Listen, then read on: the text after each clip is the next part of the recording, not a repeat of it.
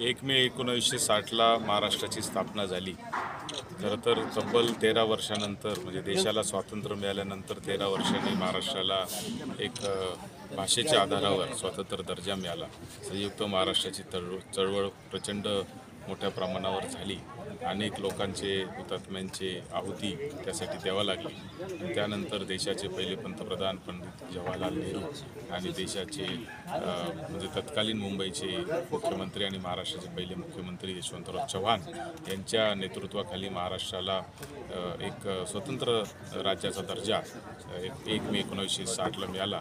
आज त्या गोष्टीला 65वं वर्ष लागत आहे। लवकरच 100कडं आपला महाराष्ट्र जात आहे।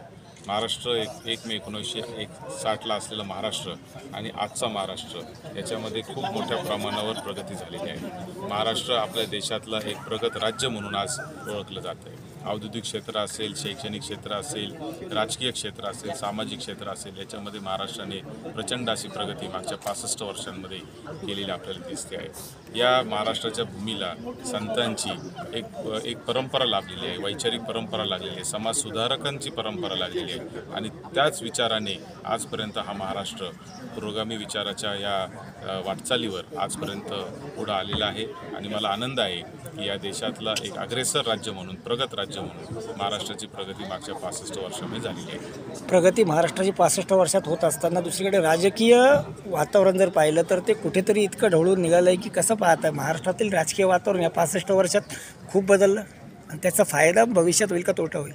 आणि शेवटी राजकारण म्हणलं तर थोडंसं ते सगळे चढ उतार त्याच्यामध्ये येतातच। त्यामुळं आपण एकदमच त्याला कुठेतरी नकारात्मक विचाराने आजच्या दिवशी आपण पाहू नये असं मला वाटतं।